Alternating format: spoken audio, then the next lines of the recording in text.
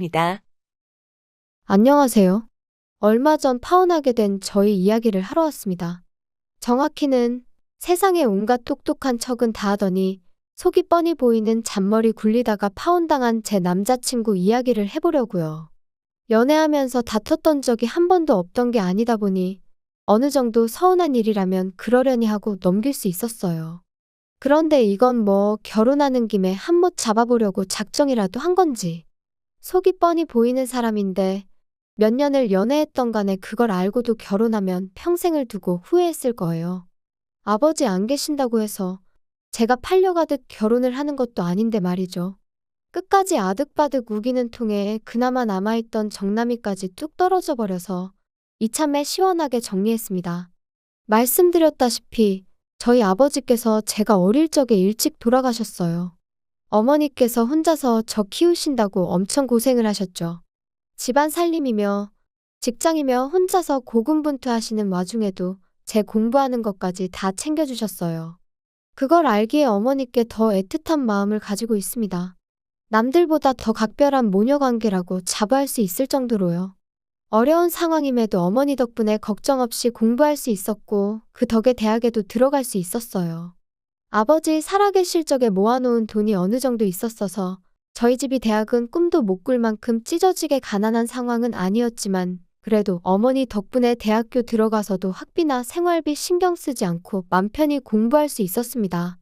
그 덕에 졸업도 무사히 할 수 있었고 졸업 후에는 학교 선배의 동물병원에서 곧바로 실습도 시작할 수 있었죠.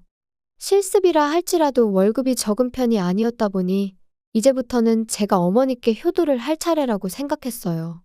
그동안 아낀다고 못 해본 외식도 해보고 쉬는 날 활용해서 당일치기 1박 2일로 어머니랑 국내 여행도 다니고 그런 식이었죠. 그렇게 저도 어느 정도 경력이 쌓이고 나서는 저도 제 병원을 열어보면 좋겠다는 생각이 들어서 비는 시간 틈틈이 활용해서 상가를 보러 다녔습니다.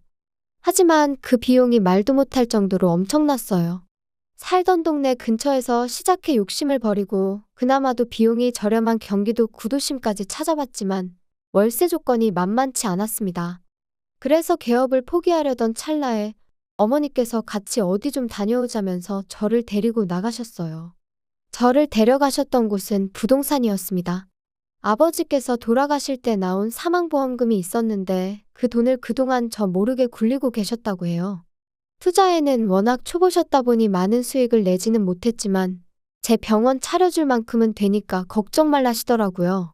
아빠가 살아있었다면 분명히 병원을 차려줬을 거라고. 그러니까 이건 따지고 보면 엄마랑 아빠랑 같이 해주는 거니 사양 말라고 하시는데 흘러나오는 눈물을 숨길 수가 없었습니다.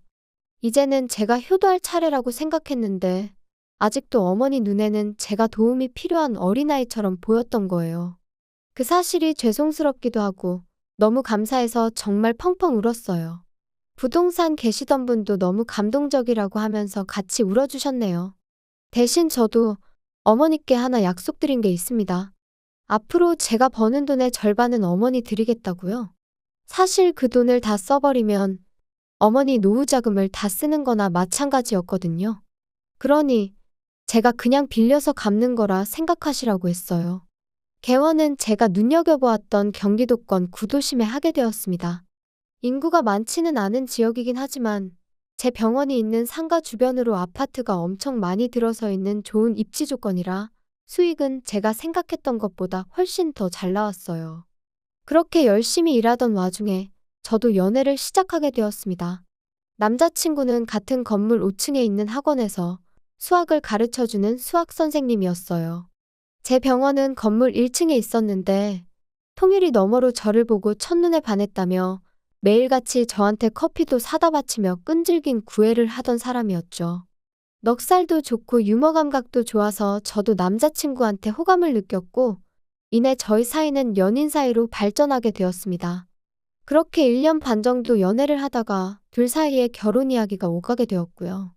너무 늦은 건 아니었지만 둘 다 나이가 있다 보니 결혼 이야기가 나오기 전에도 종종 서로의 미래에 대해서 이야기를 자주 나눴었습니다. 그 당시에 나눈 이야기들이 결혼과 연관된 이야기이긴 했지만 그때 당시에는 결혼 약속을 했던 사이가 아니었다 보니 서로 이야기를 나누면서 가치관으로 부딪힐 일이 전혀 없었죠. 결혼 약속을 한 이후에도 나누었던 이야기들이 있으니 모든 게 순조로울 줄 알았지만 남자친구의 어머님, 그러니까 예비 시어머니가 될 뻔했던 그 욕심 많은 사람이 나타나면서 언제 그랬냐는 듯 조금씩 모든 게 틀어지기 시작했어요. 예비 시어머니는 왕년에 유치원 보조교사 일을 하셨다고 합니다. 그 아들인 남자친구도 지금 학원 선생님을 하고 있다며 당신들 집안이 교육자 집안이라는 얼토당토하는 논리를 펼치셨어요. 그때는 그냥 남자친구의 밝은 성격이 코에 걸면 코걸이, 귀에 걸면 귀걸이, 좋은 게 좋은 거라고 맘대로 생각하는 어머님을 닮아서 그렇구나 하고 좋게 생각하려고 했었죠. 그런데 수의사인 저를 약간 깔보는 듯이 말을 하더라고요. 내가 어디서 들었는데 수의사 공부도 쉬운 게 아니라더라 하면서 그 정도 머리면 차라리 사람 고치는 의사 공부를 하던가 아니면 돈 잘 버는 한의사 공부를 하지 그랬냐고 빈정거리듯 말을 하더군요. 똑같이 칼질하고 주사 놓고 하는데 너무 명예가 없는 거 아니네 어쩌네 저쩌네 하면서요. 피부과 의사가 돈을 쓸어 모은다더라 하면서 왜 수의사의 길을 택했냐고 묻는데 물론 거기에 비할 바는 아니지만 제가 얼마나 버는지도 모르면서 그런 이야기를 초면에 뱉어내니 기분이 엄청 나빴습니다. 그렇다고 거기서 내가 돈을 얼마나 잘 버는지 아느냐고 자랑할 것도 아니었기에 굳이 제 직업에 대해 따로 설명하지는 않았어요. 그런 말 듣고 해명하는 꼴도 우습다 생각했고요. 예비 시어머니는 그래도 우리가 교육자 집안이 아니겠냐며 당신을 스스로 깨어있는 시어머니라고 자칭하더라고요. 시집살이 그런 것도 못 배운 사람들이나 시키는 거지.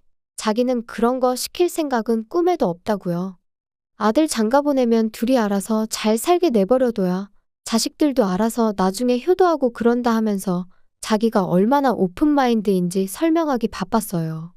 하지만 하나 강조한 게 있는데 요즘은 맞벌이는 선택이 아닌 필수라고 하면서 결혼했다고 해서 집에서 살림만 할 생각은 꿈도 꾸지 말라고 하더군요. 우리 아들이 혼자 버는 꼴은 눈에 흙이 들어가도 못 본다시면서요. 애초에 제가 결혼해서 살림할 생각이었다면 개원도 안 했을 거 아니겠냐고 따져묻고 싶었습니다. 쉴 생각은 추호도 없었는데 그것보다 더 기분이 나빴던 건 역시 저를 학원 선생님인 남자친구보다 밑으로 깔고 보는 예비 시어머니의 태도였어요. 이미 대화 나누는 와중에 몇 번이고 한마디 해야겠다 그런 생각까지 들었는데 일단 결혼 이야기 나오고 처음 인사드린다고 나온 자리였다 보니 몇 번을 속으로 눌러 참으며 그냥 이 자리가 빨리 끝나길 기다리고만 있었네요. 안 끝날 것만 같았던 인사자리도 겨우겨우 끝나게 되었어요. 예비 시어머니는 다음에는 상견례 할 때나 보겠네 하면서 자리를 떠나셨죠. 남자친구가 우리끼리 데이트나 더 하다 가자고 제안을 했는데 기분이 영 아니었다 보니 자리가 자리였던 만큼 내가 너무 긴장했었나 보다고 피곤해서 오늘은 안 되겠다 말하고 집에 돌아와 버렸습니다. 저희 어머니께서 예비 시어머니 만나고 온 자리는 어땠냐며 궁금해하셨는데 아무 말도 해드릴 수가 없었네요. 그냥 남자친구한테 했던 말 그대로 너무 긴장했어서 경황이 없어서 무슨 말 나누었는지도 잘 기억도 나질 않는다고 하고 넘겼습니다. 그리고 일주일 지나서 남자친구와 만났어요. 일터가 같은 건물이다 보니 남자친구가 매번 하던 것처럼 커피 사들고 병원에 찾아오긴 했지만 바쁘다는 핑계로 남자친구를 그냥 돌려보냈었습니다. 눈치가 있는 사람이라면 뭔가 이상하다는 걸 느꼈을 텐데 일주일 만에 만난 남자친구에게 그런 기색은 전혀 보이지 않았어요. 오히려 이제 우리 어머니도 만나봤으니 결혼 관련해서 좀 현실적인 이야기를 해봐야 하지 않겠냐고 들더라고요. 아직 우리 집에는 인사도 드리지 않았는데 벌써부터 너무 이른 거 아니냐고 했더니 어디서 나온 자신감인지 벌써부터 한 번 뵙지도 않은 저희 어머니를 두고 장모님이라고 지칭하면서 장모님이 나를 마음에 안 들어 하실 이유가 없질 않냐며 그건 나중으로 미뤄도 된다고 하더라고요. 이미 저는 마음이 상할 대로 상해버렸지만 그래 뭐 어디 한번 무슨 이야기 하나 드러나보자 하고 카페에 자리를 잡았습니다. 현실적인 이야기, 뭐 어떤 걸 하려고 이렇게 급하게 순서도 바꿔가며 하자고 했는지 한번 말해보라고 했더니 우리 경제적인 부분에 대해서 한번 심도 있게 이야기를 해보자며 병원 운영하면서 나가는 고정 지출이 얼마나 되는지 그런 걸 물어보더라고요. 어디서 뭘 듣고 왔는지 모르겠지만 밑도 끝도 없이 고정지출 이야기를 묻는 걸 보니 어떻게 직접적으로 제가 얼마나 버는지 물어보기 그래서 매출 규모나 한번 떠보려고 물어보는구나 싶었어요. 그래서 제가 말 한번 잘했다고 당신은 학원 선생님 하면서 받는 월급이 얼마나 되는지부터 먼저 말해보라고 했습니다. 남자친구는 자기가 뒤로 과외를 해주고 있는 것까지 포함하면 한 달에 350 정도 번다고 하더라고요. 자신있게 자기 정도면 또래 중에서 잘 버는 편에 속한다고 하면서 자부심을 갖고 있더라고요. 제가 개원하기 전 선배 밑에서 일할 때 받던 월급보다 낮은 금액이었어요. 개원한 지금은 비교할 것도 못 되었고요. 제 월 수입을 공개를 해서 기를 눌러줄까 하다가 그냥 물어본 대로 가감없이 있는 그대로 말해줬습니다. 어차피 말해줘봐야 고정 지출을 가지고 제가 얼마나 버는지 유추하는 건 불가능에 가까웠으니 말이에요. 제 예상대로 제가 얼마나 버는지 궁금해하는 것 같았는데 직접적으로 말을 안 해주니 도무지 감도 안 온다는 눈치였습니다. 단도직입적으로 얼마를 버는지 물어보려고 말을 이래저래 돌려댔는데 눈치는 챘지만 일부러 말은 안 해줬어요. 저희 어머니 만나는 것도 건너뛰고 돈 이야기부터 하자고 하는데 도무지 신뢰가 가질 않아서였기 때문입니다. 아무튼 제가 계속 대답을 회피하니 남자친구가 더는 안 되겠는지 숨겨둔 비장의 카드를 꺼내들더라고요. 우리 결혼하면 자기가 신혼집을 해오겠다면서요. 그런데 그 해오겠다는 신혼집이 이야기를 들어보니 지금 혼자 살고 있는 오피스텔을 말하는 거였습니다. 남자친구가 원래 본가는 서울인데 직장 출퇴근하기가 여간 불편해서 이쪽 동네에 새로 지어진 오피스텔을 전세 대출로 살고 있었거든요. 직장에서 걸어서 5분 거리이기도 하고 이보다 신혼집으로 더 좋은 조건이 어디 있겠냐고 하더군요. 대출도 정부 지원 상품이라 금리도 싸게 받았고 풀옵션의 8평이긴 하지만 복층 구조라서 실내도 넓게 빠졌다고 자랑처럼 말을 하더라고요.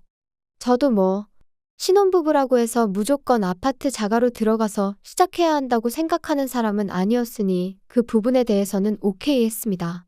처음부터 크게 시작하는 것보다 작게 시작해서 조금씩 넓혀가는 것도 나쁘지 않겠다 싶었거든요. 그런데 말이 점점 이상한 쪽으로 흘러가더라고요. 벼랑간 남자친구가 혼수는 어떻게 해올 거냐며 생각지도 못한 이야기를 꺼내왔거든요. 당신 오피스텔 풀옵션이라고 하지 않았냐, 그리고 8평짜리 오피스텔에 무슨 가구를 놓겠다고 혼수 이야기를 하느냐고 되물었어요.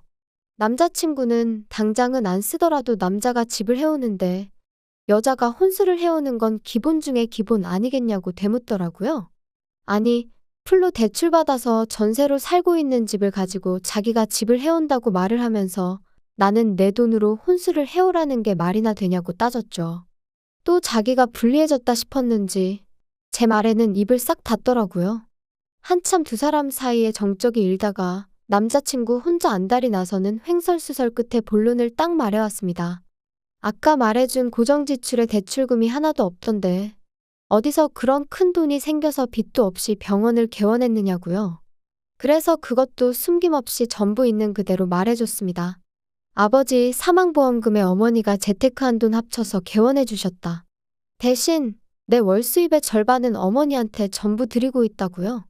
남자친구는 그제서야 제 월 수입이 높다는 걸 감을 잡은 모양이었어요. 은근슬쩍 하나씩 물어보는 질문들이 다 그런 걸 염두에 두고 묻는 것처럼 들렸습니다. 어머니께 월급의 절반을 드리고 있는 건 어머니 노후자금으로 병원을 오픈한 거라 빌린 돈을 갚는 개념으로 드리고 있다고 말을 해줬죠. 그러고 나서 남자친구가 말 잘했다고 하면서 부모님 노후에 대해서도 지금 같이 이야기를 해보자더군요.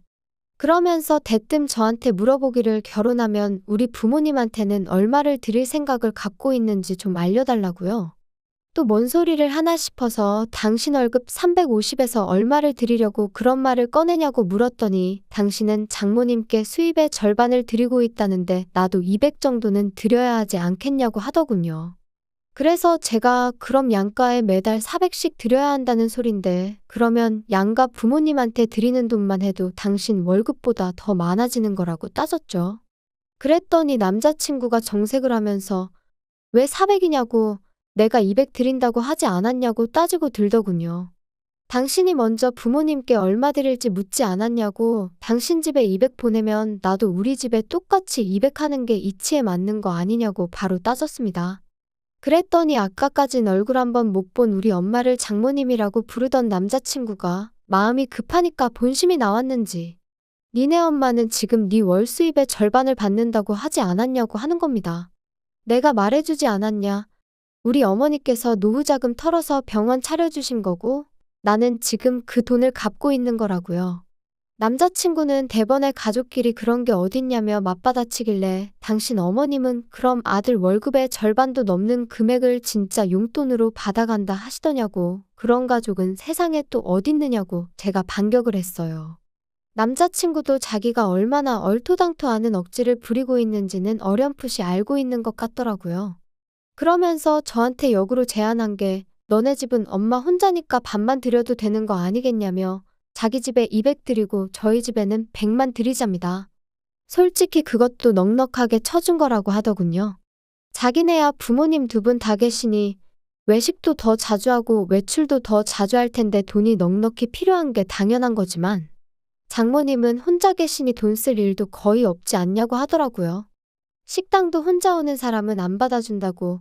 외식할 일도 없고 그렇다고 혼자서 여행을 다니시겠냐 뭘 하시겠냐면서요. 이야기하는 내내 싸우고 싶지 않아서 그냥 참고만 있었는데 너무 어이가 없어서 뭐 그딴 계산 방식이 다 있냐고. 그럴 거면 차라리 생활비만 절반씩 내고 각자 수입은 알아서 관리하는 걸로 하자고 했어요. 부모님도 자기 여유도 내서 마음에서 우러나오는 만큼 하면 되는 거 아니겠냐고요. 그랬더니 부부 사이에 그게 가당키나 하냐며 그렇게 다 각자 할 거면 룸메이트로 살지 결혼은 왜 하는 거냐고 큰 소리를 떵떵 치는 겁니다. 그리고 그때 저도 정신을 차렸어요. 이미 대화로는 해결할 수 없는 상황까지 와 있다는 걸 그제서야 알았습니다. 결혼하고 나면 내 돈을 자기 집에 퍼줄 생각뿐이구나 라는 사실을 말이죠. 그도 그럴 것이 생활비다 뭐다 이런 거 다 주고 나면 남자친구 월급으로는 자기가 쓸 자기 여윳돈을 전부 포기하고 부모님께 드려야 하는 거나 마찬가지잖아요. 난데없이 우리 집에 인사하는 것도 건너뛰고 돈 이야기부터 하자고 했을 때부터 알아봤어야 했는데 싶었죠. 더 하고 싶은 이야기는 없고 결혼에 대해서는 우리 조금만 더 생각해보자고 하고 자리에서 일어났어요. 남자친구가 병원에 자꾸 들러서 이야기 좀 하자길래 이러지 좀 말라고 자꾸 찾아오면 영업방해로 경찰에 신고하겠다고까지 했습니다. 그 후로 일주일 조금 지나서 남자친구 어머니한테서 전화가 왔어요. 전화 받으니 저를 우리 며느리라고 부르시더라고요. 남자친구한테 이야기 못 들으셨냐고 결혼 이야기는 다시 신중하게 생각해보기로 했다고 대답했죠. 남자친구 어머니는 이대가 교육자 집안인 곳과 사돈 맺기가 어디 쉬운 줄이나 아냐고 하더라고요. 아들한테 이야기 들어보니 그깟 돈 몇 푼 때문에 투닥거리 한 것 같은데 그거 아끼려다가 우리 아들 놓치고 평생을 후회할 수도 있다길래 제가 한마디 했습니다. 내 수입이 얼마인지도 모르고 깔보다가 어디서 수의사 돈 잘 번다더라 하는 이야기 듣고 아들 시켜서 제 돈 빼먹으려고 하셨던 건 아니냐고요. 공부만 하느라 사람을 세상 물정도 모르는 호구로 생각하셨나 본데 제가 바보도 아니고 믿지는 장사는 하기 싫다고 제 돈으로 재미 좀 보려고 했나 본데 누가 누구를 놓치고 평생을 후회할지는 한번 두고 봐야겠다고 한마디 해줬습니다. 그리고 어디 가서 교육자 집안 그런 말도 하지 말라고 했어요.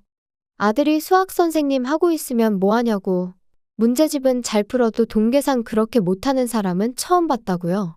그런 사람들이 자기를 교육자라고 하고 다니니까 사람들이 요즘 선생님들 우습게 보는 거 아니겠냐고 진심 어린 충고 한마디 해주고 전화 끊어버렸습니다. 이번 일로 하나 배운 게 있다면 무작정 대화를 길게 한다고 해서 답이 나오는 게 아니라는 것 같네요. 애초에 풀대출 받아서 살고 있는 전셋집을 두고 그것도 8평 원룸을 신혼집 해오는 거라고 혼수는 뭐 해올 거냐 물을 때부터 걸렀어야 했는데 어떻게 대화로 풀어보겠다고 제 시간 쏟고 마음 쏟고 그랬는지 모르겠어요. 어머니 혼자시라고 생활비도 반만 드려야겠다던 것도 다시 생각해보니 어이가 없네요. 아무리 연애할 때 좋은 기억만 있는 사람이라도 연애랑 결혼은 확실히 다른 것 같습니다. 저는 운이 좋았던 것 같아요. 이런 이상한 사람인 거 본격적으로 결혼이 진행되기 전에 바로 알게 되었으니 말이에요.